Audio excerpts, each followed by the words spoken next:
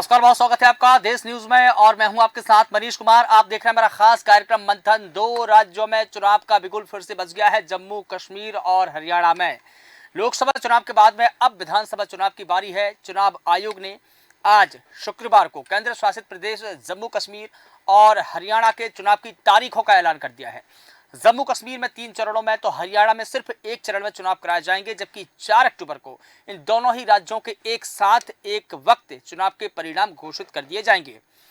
जम्मू कश्मीर में 3 चरणों यानी कि 18 सितंबर को पहला, 25 सितंबर को दूसरा और 1 अक्टूबर को तीसरे फेज की वोटिंग होगी। 3 चरणों में वोट डाले जाएंगे। हरियाणा में एक ही चरण यानी कि 1 अक्टूबर को वोट डालेंगे। खास बात यह है कि जम्मू कश्मीर में 10 साल बाद विधानसभा चुनाव कराए जा रहे हैं। इन 10 सालों में जम्मू कश्मीर का राजनीतिक समीकरण काफी कुछ बदला हुआ है।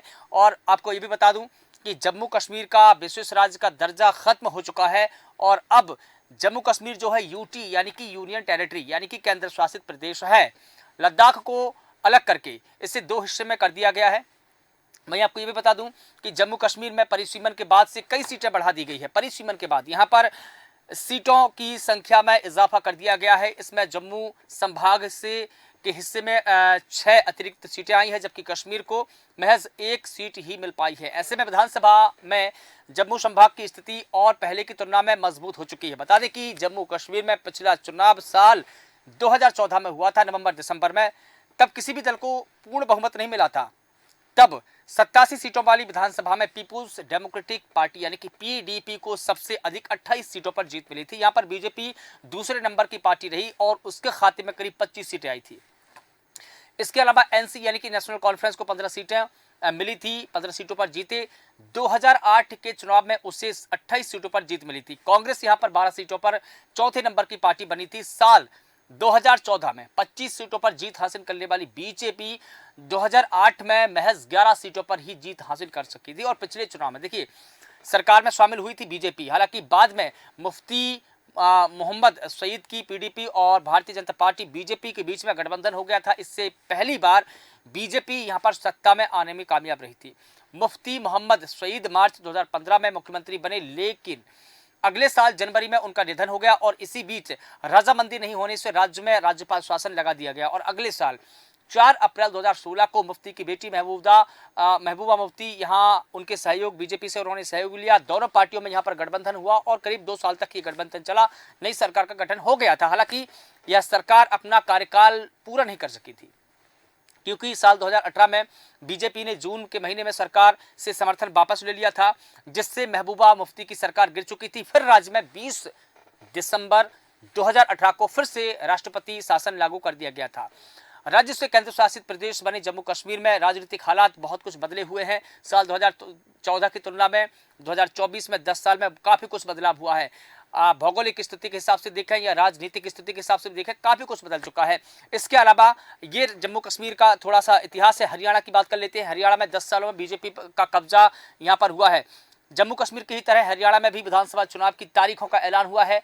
यहाँ जैसा कि मैंने पहले भी बताया है कि 1 अक्टूबर को वोट डाले जाएंगे। यहाँ पर बीजेपी लगातार 10 सालों से सत्ता पर काबिज है। हालांकि 2019 के चुनाव में बीजेपी को बहुमत जुटाने में जननायक जनता पार्टी यानी जेजेपी से समर्थन लेना पड़ा था। मनोहर लाल खट्टर दूसरी बार मुख्यमंत्री बने थे, लेकिन साल 2024 के चुनावी साल में बीजेपी और जेजेपी में कई खटास आई। दोनों के रास्ते अलग अलग हो गए। बदले हालात में पार्टी के नेतृत्व में ने खट्टर को मुख्यमंत्री पद से हटा दिया था और नायब सिंह सैनी को मुख्यमंत्री यहां पर बनाया था। सत्ता विरोधी लहर यहां पर देखने को मिली और कम करने के लिए, इसी विरोध को कम करने के लिए और जातीय समीकरण को सेट करने के लिए, ये सेट करना इसलिए कह रहा हूं क्योंकि वहां के हालात आप सभी ने देखे हैं, हमने भी देखे हैं, और कहीं ना कहीं उसको सेटअप करने की कोशिश की गई। इसके अलावा 90 सदस्यीय हरियाणा विधानसभा में बीजेपी ने लगातार दूसरी बार बड़ी जीत हासिल की, लेकिन साल 2014 की तरह इस बार पूर्ण बहुमत हासिल नहीं कर सकी थी और यहां पर 1 चरण में वोटिंग कराई गई, जिसमें बीजेपी को 40 सीटों पर जीत हासिल हुई और वह बहुमत से 5 सीटें पीछे रह गई थी। साल 2014 के चुनाव में उसे 47 सीटों पर जीत मिली थी और इस बार 7 सीटों का नुकसान बीजेपी को हुआ है। और इसी तरीके से कांग्रेस को 31 सीटों पर जीत मिली और साल 2014 के चुनाव की तुलना में इस बार 16 सीटों का इजाफा हुआ। तब कांग्रेस ने 15 सीटों पर जीत हासिल की थी। ये यहाँ के थोड़े से राजनीतिक इतिहास है। लेकिन अब दोनों ही स्टेटों में, जम्मू कश्मीर की बात करूं या हरियाणा की बात करूंगी, इस बार प्रदर्शन कैसा रहने वाला है ये तो फिलहाल वक्त बताएगा, क्योंकि अब दोनों ही जो स्टेट है चुनाव की मुहाने पर खड़ा हुआ है। लोकसभा चुनाव चुनाव में भी एक खास प्रदर्शन यहाँ पर देखने को नहीं मिला है। इस पूरे मुद्दे पर बात करेंगे। हमारे साथ में तमाम मेहमान जुड़े हुए हैं जिनका मैं परिचय आपसे करा देता हूं, उसके बाद में हम इस पूरे मुद्दे पर चर्चा शुरू करेंगे। पद्मा रानी जी हमारे साथ में जुड़ी हुई है, कांग्रेस का पक्ष रखेंगी। इसके अलावा कुछ और मेहमान हमारे साथ में जुड़ेंगे। संदीप राणा जी थोड़ी देर में हमको ज्वाइन करने वाले हैं, बीजेपी का पक्ष रखेंगे। पद्मा जी, सबसे पहले मैं आपसे ही सवाल ले लेता हूं, जिस प्रकार से हम लोकसभा चुनाव में प्रदर्शन देख रहे हैं कांग्रेस पार्टी का, क्या विधानसभा चुनाव में जम्मू कश्मीर और हरियाणा में वैसा प्रदर्शन कांग्रेस पार्टी का रहेगा? क्योंकि जिस प्रकार से लोकसभा चुनाव में कांग्रेस पार्टी की सीटों में इजाफा हुआ, न सिर्फ कार्यकर्ता बल्कि पूरी पार्टी के नेता भी उत्साहित है। क्या कुछ टिप्पणी है आपकी?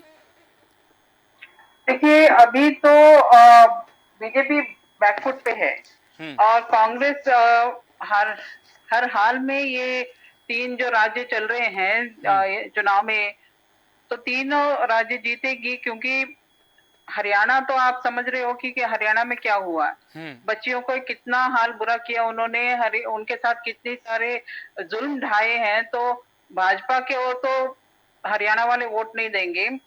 आप बोलिए जम्मू एंड कश्मीर का हालत क्या है? जम्मू एंड कश्मीर में आप समझ रहे हो कि जब से उन्होंने 370 हटाया, कह रहे हैं कि शांति बहाल है, शांति बहाल नहीं हुई है अभी तक। उनके उनके व्यापार जा चुके हैं। उनको मतलब मानसिक पीड़ा इतनी है कि भाजपा को तो ये लोग कभी भी वोट नहीं करेंगे आगे।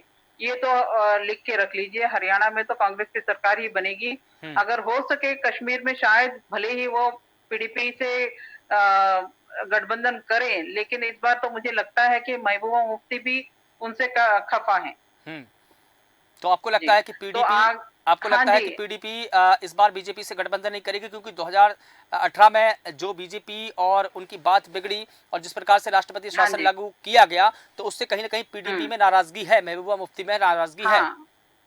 बिल्कुल ठीक है। उनको तो नजरबंद कर दिया था, उनको मतलब हाउस अरेस्ट कर दिया कितने सालों तक, उनको कितने महीनों तक। ये कोई बात हुई कि भाई पूर्व मुख्यमंत्री हैं, उनको हाउस अरेस्ट कर दो, आप उनको कहीं भी जाने ना दो, इस तरह उनका मतलब मोबाइल ले लो, उनको कट ऑफ कर दो। ये किस तरह की डेमोक्रेसी है? हाँ, तो इस प्रकार के समीकरण आगे देखने को मिलेंगे कि कहीं ना कहीं हाउस अरेस्ट किया गया, तो ये भी नाराजगी है। संदीप राणा जी हमारे साथ में जुड़ गए हैं, बीजेपी का पक्ष रखेंगे। संदीप जी, बहुत स्वागत है आपका। तनुज दीक्षित जी हमारे साथ में जुड़ गए हैं, अधिवक्ता, राजनीतिक विश्लेषक दोनों हैं आप। सर, आपका भी बहुत स्वागत करता हूं। संदीप जी, आपसे टिप्पणी लूंगा। जिस प्रकार से हम देख रहे हैं कि 10 साल बाद जम्मू कश्मीर में विधानसभा का गठन होने वाला है, आज चुनावी तारीखों का ऐलान हो गया है। जम्मू कश्मीर वासियों को लंबे समय से इंतजार था कि हमारी बात रखने के लिए हमारी ही पंचायत हो। लोकसभा चुनाव में वहां पर जिस प्रकार से हमने प्रदर्शन बीजेपी का देखा है, क्या उसको दोहराया जाएगा? और हालांकि वहां पर ज्यादा कुछ खास सीटों में इजाफा देखने को नहीं मिला है, लेकिन इस बार क्या बीजेपी वहां की सत्ता पर काबिज होने के लिए कितनी तैयारी है और हो पाएगी? नमस्कार। आज लोकतंत्र के महापर्व के 2 राज्यों की चुनाव की घोषणा हुई है। निश्चित रूप से जम्मू कश्मीर जो है अपेक्षा के अनुरूप वहां परिणाम आने वाले हैं। लोग इंतजार कर रहे हैं कि कब यहाँ चुनाव हो और कब हम जो है इन जो जम्मू और कश्मीर में कब हम कमल खिलाएं। लोग मोदी जी के प्रति लोगों का विश्वास है। निश्चित रूप से धारा 370 हटाने के बाद वहां पर शांति स्थापित हुई है। आज जम्मू कश्मीर विकास की राह पर चल पड़ा है और आप देखेंगे आने वाला जो समय है, जो 3 चरण में चुनाव होना है जम्मू और कश्मीर में, भारतीय जनता पार्टी वहां भारी प्रचंड बहुमत से जीतने वाली है, क्योंकि लोगों का विश्वास माननीय मोदी जी पर है और मोदी जी की गारंटी पर लोगों ने मोहर लगाई है। और आप देखेंगे जो हमारा जो हिमालयी राज्य है जम्मू और कश्मीर, देखना इस सिरमौर है देश का। आने वाले समय में यह भारतीय जनता पार्टी के साथ होगा, यहाँ भारतीय जनता पार्टी की सरकार बनेगी और निश्चित रूप से सबका विकास सबका साथ जो मूल मंत्र माननीय मोदी जी का है, उसके अनुरूप भारतीय जनता पार्टी की सरकार जब वहाँ पे बनेगी, निश्चित रूप से अभी वहाँ पर जो विकास हो रहा है वह विकास की गति और तेजी से आगे बढ़ने वाली है। कुल मिलाकर ये देखें कि 90 सदस्यीय विधानसभा में से आप श्योर है बिल्कुल कि 45 सीटें आपको मिल जाएगी, बहुमत मिल जाएगा। ठीक है तनुज दीक्षित जी, मैं आपसे टिप्पणी लेता हूँ। निश्चित रूप से हम जो है जम्मू में तो अच्छा करेंगे ही, तो कश्मीर के अंदर भी हम बहुत अच्छा करने वाले हैं। आप देखेंगे परिणाम बहुत अच्छे आने वाले हैं। ठीक है, अगली बार मैं आपसे हरियाणा का सवाल पूछने वाला हूं। तनुज जी, मैं आपसे सवाल ले लेता हूं। जिस प्रकार से हम देख रहे हैं कि 10 सालों में जम्मू कश्मीर में चुनाव हो रहे हैं, धारा 370 खत्म होने के बाद में पहला चुनाव है और अब लोगों को उम्मीद भी थी कि हमारी पंचायत का गठन हो, विधानसभा का गठन हो, तो उनके मुद्दे उठे, उनके विकास के काम हो। आपको क्या लगता है कि अब जिस प्रकार से हमने हालात देखे हैं पहले के और अब के, उनमें बदलाव आया है? यूटी बनने के बाद में कितना विकास की मुख्यधारा से घाटी जुड़ पाई है और अब कैसे वहाँ के हालात बदलने वाले हैं चुनाव के बाद? इस समय देश के अंदर 28 राज्य हैं और 8 यूनियन टेरिटरीज हैं। ऐसे करके टोटल 36 राज्य इस समय भारत में मौजूद है। और जम्मू कश्मीर के जो चुनाव है उनका इतिहास शुरू होता है सन 1951 से, और तब से लगा करके आज 2014 तक में 11 बार असेंबली के इलेक्शन हो चुके हैं। इन 11 बार के इलेक्शंस में जो परिणाम हमने देखे हैं वो बड़े ही अलग तरीके के थे। जो इस बार अब इलेक्शन होंगे वो बहुत अलग होंगे। दो रीजन से इसके पीछे। पहला रीजन ये है कि सन 2016 से 18 तक जो सरकार मुफ्ती की चली, Jammu and Kashmir people democratic front PDP की जो पार्टी की प्रमुख है महबूबा मुफ्ती, उन्होंने जो बीइंग एंड चीफ मिनिस्टर, नवी मुख्यमंत्री थी वो जम्मू कश्मीर की, और उन्होंने जो सरकार चलाई और उसके बाद अचानक से जो है governor as a lieutenant governor in charge होकर के राष्ट्रपति शासन 21 नवंबर 2018 से जम्मू कश्मीर के अंदर लागू है। तो ये एक मुद्दा ऐसा है कि 2018 के बाद से धारा 370 जो है जम्मू कश्मीर से भी हटा दी गई है। और यही एक वजह है कि इस बार जो चुनाव है, एक तो 10 साल एक दशक के बाद हो रहे हैं। आखिरी चुनाव 2014 में हुए थे। दूसरा, ये चुनाव धारा 370 हटने के बाद हो रहे हैं। इसके साथ ही जब आज चुनाव आयोग ने जब घोषणा करी चुनाव की, तो उसके जो चरण है वो सिर्फ 3 चरण में चुनाव करने की जो है उन्होंने घोषणा करी है, जो कि मैं जम्मू कश्मीर के हिसाब से एक बहुत ही गंभीर स्थिति मानता हूं सुरक्षा के मापदंडों से। क्योंकि मैंने आज तक जितना चुनाव के बारे में देखा, जम्मू कश्मीर के चुनाव को जितना समझा है, आज दिनांक तक वहां पर 6 चरण, 7 चरण, 5 चरण से कम कभी चुनाव नहीं हुए हैं। हाँ। उसके पीछे वजह भी ये रही है कि वहां पर अलग अलग सांप्रदायिक माहौल और अलग माहौल होने की वजह से सुरक्षा की डिमांड, चाहे वो अधिकारियों की हो, वोटर्स की हो, चुनाव आयोग की हो। देखिए, इतनी बड़ी सुरक्षा, इतनी बड़े लेवल पे सुरक्षा मुहैया कराना, और अभी 3 चरण में जब चुनाव होंगे तो ये भी एक बहुत ही दिलचस्प होगा कि कैसे चुनाव आयोग जो है 3 चरण में जम्मू कश्मीर के चुनाव को पूरा कराएगा। और वहाँ का जो डेमोक्रेटिक जो वहाँ की कल्चर है, हाँ। कश्मीर का, वो कितना अभी उसके सोच में कितना परिवर्तन आया है। क्या वो धारा 370 जो हटी है, वहाँ के जो नागरिक है जम्मू और कश्मीर के, क्या उन्होंने उसको एक्सेप्ट किया है? और एक्सेप्ट किया है तो उसके परिणाम निश्चित रूप से जो है इस बार जो चुनाव होंगे 10 साल के बाद उसके अंदर देखने को मिलेंगे। मनीष, ठीक है। तनुज जी, एक और सवाल आपसी से ले लेता हूँ। वहाँ पर चुनाव आयोग को, पुलिस प्रशासन को और जिला प्रशासन को कितनी बड़ी चुनौतियों का सामना करना पड़ेगा? क्योंकि देखिए, वहाँ पर सुरक्षा के लिहाज से देखा जाए तो बहुत सेंसिटिव इलाका है। इसके अलावा वहाँ पर जिस प्रकार के माहौल बने हैं पहले भी और अब भी, कई प्रकार की घटनाएं ऐसी सामने आई है जहाँ पर जवानों की जो आतंकवादी है उनसे भिड़त हुई है। तो कहीं ना कहीं एक चुनौती भरा सफर हो सकता है और शांतिपूर्वक चुनाव कराना भी एक बड़ी चुनौती है। तो इसके लिए जो हमारी सुरक्षा एजेंसी है, कैसा प्रदर्शन करना पड़ेगा, कैसा माहौल डेवलप करना पड़ेगा कि शांतिपूर्वक तरीके से ये चुनाव संपन्न हो जाए? देखिए, इसका एक छोटा सा उदाहरण हम समझे। जहां 4 राज्यों में आज चुनाव होने वाले थे, हाँ। वहीं चुनाव आयोग ने इस समय 4 की जगह 2 राज्यों में चुनाव के लिए ही घोषणा करी है, एक हरियाणा और एक जम्मू और कश्मीर। हाँ। तो इसकी सबसे बड़ी वजह, गंभीर रूप से अगर इसको समझे तो आंतरिक वजह यही है कि जो इंटेलिजेंस सिक्योरिटी है जम्मू कश्मीर की, हाँ। उसको बहुत आवश्यकता है इस समय चुनाव के दौरान। आप ये समझिए कि मतदाताओं की सुरक्षा के साथ साथ चुनाव आयोग और वहाँ के जो मौजूदा अधिकारी और पूरा माहौल को शांतिपूर्वक एक चुनाव कराना, ये बिल्कुल जम्मू कश्मीर के अंदर इतना आसान नहीं होता है। ऐसी स्थितियों में अगर सरकार, चुनाव आयोग जो है ये निर्णय ले रहा है कि वो 3 चरण में चुनाव कराएगा, तो ये उन्होंने, मतलब ये समझ लीजिए कि किसी चैलेंज के अंदर और एक चैलेंज ले लिया है। मतलब जहाँ पहले 6-7 टर्म में 6 या 7 भाग में जो चुनाव होते थे, हाँ। वो सिर्फ 3 भाग में होंगे, तो ये बहुत एक बड़ा फैसला है चुनाव आयोग का। इसी दृष्टि को ध्यान में रखते हुए जो झारखंड और महाराष्ट्र जैसे राज्यों के जो चुनाव होना थे, इसी वजह से मुझे लगता है उनकी तारीखें जो है अभी साथ में घोषणा नहीं करी है। और वो चुनाव निश्चित रूप से नहीं, मुझे उनका लगता है कार्यकाल जम्मू कश्मीर के 2025 चुनाव में के खत्म बाद हो रहा होंगे। है। उनका कार्यकाल 2025 में खत्म हो रहा है, तो मुझे लगता है कि अक्टूबर के महीने में जैसे ही 2 राज्यों के इनके चुनाव खत्म होंगे, वैसे ही इलेक्शन कमीशन और 2 राज्यों में चुनाव की घोषणा कर देगा, शायद नवंबर में कर दे, क्योंकि दिसंबर का महीना पूरा बच जाएगा या तैयारी इस करने के दरमियान भी लिए। कर सकते तो हैं। मुझे ऐसा लगता है कि शायद 1 महीने रिजर्व करने के लिए चुनाव आयोग ने 2 स्टेट चुना होगा। हमारे साथ में मोहित अग्रवाल जी जुड़ गए हैं, राजनीतिक विश्लेषक है। सर, आपका बहुत स्वागत करता हूँ। मोहित जी, आपसे समझना चाहूंगा, जिस प्रकार से दोनों राज्यों में आज चुनाव आयोग ने चुनावों की घोषणा की है, तारीखों का ऐलान भी हो चुका है, और देखिए जिस प्रकार से हम दोनों राज्यों की जब बात कर रहे हैं, तो पहले पर हमने प्राइमरी पर रखा है जम्मू कश्मीर की, जिसकी पहले चर्चा कर लेते हैं। हरियाणा की बाद में हम चर्चा करेंगे। जम्मू कश्मीर में जिस प्रकार के अभी हालात है, पहले के हालात हमने देखे, कितनी बड़ी चुनौती होगी राजनीतिक दलों के लिए भी, प्रशासन के लिए भी, सरकार के लिए भी, यहाँ पर शांतिपूर्वक चुनाव संपन्न कराने के लिए क्या कुछ यहाँ पर प्रदर्शन पार्टियों का रह सकता है?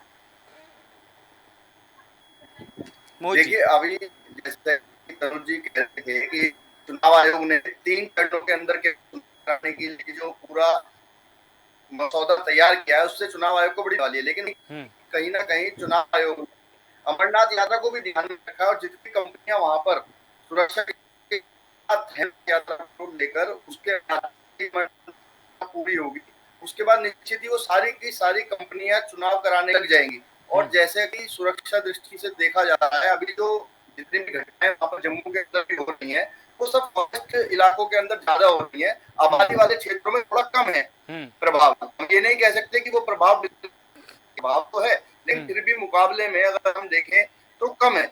और जैसे अमरनाथ यात्रा पूरी होगी, हमारी सुरक्षा एजेंसी कंपनियां वहां लगी हुई हैं आर्मी की, वो सारी चुनाव के लिए डिप्लॉय हो जाएंगी। और निश्चित ही बहुत सोच समझ कर ही चुनाव आयोग ने 3 फेज में कराने का मौका लिया होगा, क्योंकि जिससे कि और आतंकवादी घटनाक्रम करने वाले व्यक्तियों को भी मौका ना मिल पाए कि किस तरीके से चुनाव चल रहे हैं, कहाँ कंपनियां जा रही हैं, क्योंकि सुरक्षा की सेंध अगर जितना ज्यादा लंबा चलेगा उतना ही सुरक्षा बिल्कुल, कुल मिला के ये देखा जाए, लेकिन वहीं जब हम बात करें, बिल्कुल कुल मिला के मोहित जी ये देखा जाए कि चुनाव की ड्यूरेशन में, चुनाव के दरमियान में जो इंटेलिजेंस है हमारा, उसको हाई अलर्ट पर रहना पड़ेगा। ठीक है, मैं पद्मा जी आपके पास में आ रहा हूँ। हरियाणा की बात कर लेते हैं। अब जम्मू कश्मीर की बात हुई, हरियाणा में जिस प्रकार से 10 अभी लोकसभा चुनाव में जिस प्रकार से पार्टी का प्रदर्शन रहा है, 10 लोकसभा सीटों में से आपने 5 सीटें जीती। मैंने पहले ही कह दिया कि कार्यकर्ताओं और नेताओं में उत्साह जो हाई है, हाई जोश है। और जैसे हम बीजेपी का यहाँ पर प्रदर्शन देख रहे हैं, तो बीजेपी को 5 सीटों पर नुकसान हुआ है, और कहीं ना कहीं पार्टी ने एंटी इनकम्बेंसी के चलते, जो जातिगत समीकरण है उसके चलते मुख्यमंत्री का चेहरा भी बदला। क्या इसका फायदा कांग्रेस पार्टी उठा पाएगी? बिल्कुल उठा पाएगी, क्योंकि भाजपा का जो खट्टर सरकार है, खट्टर सरकार ने इतने सारे इनके कार्यकाल में ये फ्लॉप फेलियर्स हुए हैं कि लोग बहुत परेशान हैं। देखो, किसान आंदोलन हुआ, उसमें भी उन्होंने किसानों का समर्थन नहीं किया, उन्हें भी खालिस्तानी या जो आतंकवादी वगैरह वगैरह बुलवाने का उन्होंने भी उसका समर्थन किया। देखिए, किसान कहाँ से आए थे? हरियाणा से आए थे, पंजाब से आए थे। अगर सरकार उनके साथ नहीं देगी तो फिर कहाँ जाएंगे? किसानों को हर तरह के नाम बुलाए गए, लेकिन उनको मतलब 13 महीने तक वो धूप में, बरसात में, ठंड में बाहर बैठे रहे, लेकिन सरकार ने उनकी कोई भी नहीं सहायता की। तो फिर आप बताइए, लोग वोट कैसे करेंगे? हरियाणा में तो ज्यादा से ज्यादा लोग तो किसान परिवारों से आते हैं ना, तो किसान क्यों वोट करेगा? अच्छा, किसानों को ठीक है, किसानों का मुद्दा एक हो सकता है हरियाणा में। किसानों का फैक्टर के अलावा और कौन से फैक्टर हो सकते हैं जिसके बूते पर कांग्रेस पार्टी चुनाव में जाए? हाँ, खिलाड़ियों के खिलाफ जो इन्होंने किया था, महिला शोषण वहां पे हुआ है। लड़कियां जो ओलंपिक मेडल्स जीत के आई हैं, उन बच्चियों का क्या हाल किया इन्होंने? सरकार ने कहीं तो उनका स्टैंड लेना चाहिए था ना। देखिए, ये देश को गौरवान्वित करके आती हैं बच्चियां, और उनको सड़कों पे घसीटेंगे और पुलिस वाले उनके मुंह पे जूते रखेंगे, ये कोई बात हुई? और यहाँ पे 1 किलोमीटर दूर में या कुछ किलोमीटर दूर में साहेब जाके वहां पे सिंगोल की पूजा कर रहे हैं, ये बात है? देखिए, ऐसे अगर हमारे जो खिलाड़ी हैं, जो ओलंपिक देश को गौरवान्वित करते हैं, उनको ही हम समर्थन नहीं दे सकते। खट्टर सरकार को तो स्टेट गवर्नमेंट के हिसाब से उनको तो सामने आके उनका समर्थन करना चाहिए थे। कुछ करे ना करे, एटलीस्ट उनको एक सांत्वना देते कि हम हैं आपके साथ, वो भी नहीं कर पाए वो लोग। तो फिर तो कुल मिला के कांग्रेस पार्टी ठीक है, बताइए? कांग्रेस पार्टी किसानों के मुद्दे को लेकर की, जो स्पोर्ट्समैन है, जो खिलाड़ी रहे हैं, उनके मुद्दे को लेकर चुनाव में जाएगी, और इन्हीं मुद्दों पर चुनाव लड़ेगी। महिला सुरक्षा भी एक मुद्दा हो सकता है। ठीक है, जी। संदीप जी मैं आपके हाँ पास जी। में आ रहा हूँ, ठीक है संदीप जी आपके पास में आ रहा हूँ। अच्छा, मैं और एक बात कहना चाह रही जी। थी, मैं एक बात कहना चाह रही थी। देखिए, भाजपा कहती है वन नेशन वन इलेक्शन, और हर बार ये लोग इतने इतने फेजेस में इलेक्शंस करते हैं। 7 फेजेस में तो उन्होंने जनरल इलेक्शन करवाए। इस तरह के जो नारे देते हैं और इनके काम होते हैं ना, ये एकदम विपरीत ठीक है, में होते कल हैं। के भाषण में अभी प्रधानमंत्री मोदी जम्मू ने एंड कश्मीर, देखिए कल के भाषण में लाल किले की प्राचीर से जो भाषण दिया गया उसमें तो कहीं ना कहीं उन्होंने संकेत ही दिया है कि वन नेशन वन इलेक्शन के लिए सरकार भी काम कर रही है, पार्टी भी काम कर रही है। ठीक है संदीप जी आपके पास में आ रहा हूँ। मेरा चार जो राज्यों सवाल के है थोड़ा सा इलेक्शन एक लंबा साथ है नहीं करवा लेकिन पा शॉर्ट रहे में जवाब दीजिएगा। चुनाव में पहली बार जैसे कि मैदान में उतरी जननायक जनता पार्टी भी जनरल इलेक्शन की बात करूँ उसका जो प्रदर्शन रहा है बेहद शानदार रहा है बीजेपी की अपेक्षा में, और दुष्यंत चौटाला की पार्टी ने 10 सीटों में से जीत भी हासिल की। अभय चौटाला की जो इंडियन नेशनल लोकदल है महज एक सीट ही कर सकी है, वो एक सीट जीत सकी है, लेकिन जबकि उसने 2014 में 19 सीटें जीती थी और हाल ही में हुई लोकसभा चुनाव में कांग्रेस पार्टी ने यहाँ पर प्रदर्शन किया तो 10 में से 5 सीटें जीती। 5 सीटें जो है कांग्रेस ने खो दी है क्योंकि 10 सीटों पर कब्जा रहा है। अब जिस प्रकार से वहाँ पर एंटी इनकम्बेंसी देख रहे हैं, वहाँ पर पार्टी के कार्यकर्ता में नाराजगी दिख रहे हैं, इसके अलावा जाति का फैक्टर है, किसानों का मुद्दा है, खिलाड़ियों का मुद्दा है, इन सभी मुद्दों से जूझती हुए बीजेपी को यहाँ पर चुनाव में उतरना पड़ेगा। तो क्या पार्टी इसके लिए सशक्त है? हाँ, निश्चित रूप से हरियाणा में चाहे हमारे पूर्व के मुख्यमंत्री जो वर्तमान में केंद्र में केंद्रीय मंत्री हैं मंत्री हैं, आदरणीय हाँ। खट्टर साहब के नेतृत्व में भी बहुत अच्छा वहाँ पे काम हुआ है। अब हमारे जो मुख्यमंत्री वहाँ पर नायब सिंह सैनी जी हैं, उनके कुशल नेतृत्व में हरियाणा आगे बढ़ रहा है। हम विकास के मुद्दे को लेकर के जनता के बीच में जाएंगे और निश्चित रूप से हमें आशा और अपेक्षाएं हैं जनता से कि विकास के मुद्दे पर भारतीय जनता पार्टी को वोट करेगी। और जो मोदी जी का विजन है इस देश को आगे बढ़ाने का, जो मोदी जी ने संकल्प लिया है 2047 तक विकसित राष्ट्र बनाने का, उस संकल्प को साकार करने के लिए हरियाणा का मतदाता निश्चित रूप से भारतीय जनता पार्टी के साथ जुड़ेगा। अधिक से अधिक लोग भारतीय जनता पार्टी को वहाँ पर जो है समर्थन करेंगे, ऐसा हम प्रकार से नायब सिंह सैनी अभी कार्यकर्ता नए नवेले वहाँ के मुख्यमंत्री है, तो क्या उनके फेस पर ही बीजेपी चुनाव में उतर रही है या प्रधानमंत्री मोदी के फेस को ही रखा जाएगा केंद्र में चुनाव के? भारतीय जनता पार्टी का फेस है कमल का फूल। मोदी जी का मार्गदर्शन, मोदी जी का नेतृत्व और नायब सिंह जी हमारे बहुत लोकप्रिय नेता हैं। निश्चित रूप से हरियाणा के अंदर उनकी स्वीकारता है।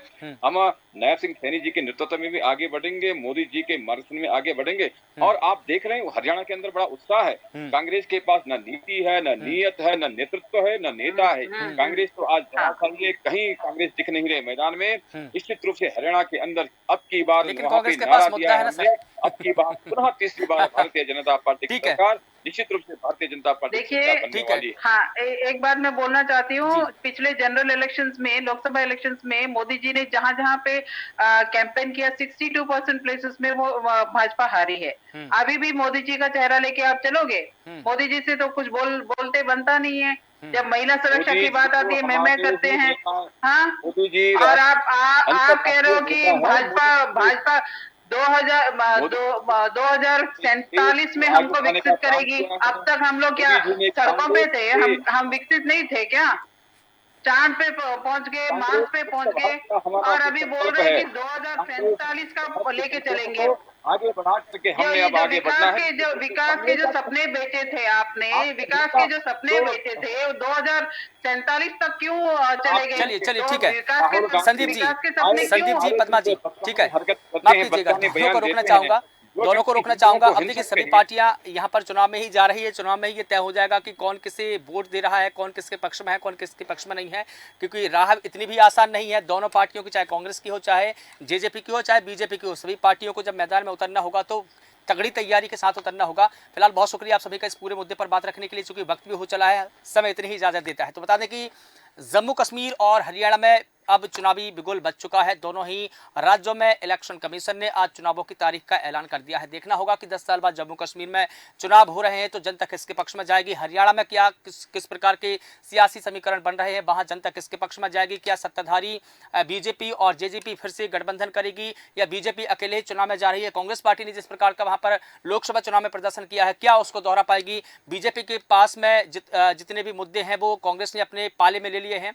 तो ऐसे में देखना होगा कि ना तो जेजेपी और ना ही बीजेपी दोनों की राह आसान नहीं होगी। कांग्रेस पार्टी इसका कितना फायदा उठा पाएगी ये फिलहाल देखना होगा। फिलहाल देश न्यूज के खास कार्यक्रम मंथन में बस इतना ही। देश और दुनिया की तमाम बड़ी खबरों के लिए आप लगातार बने रहिए देश न्यूज के साथ। नमस्कार।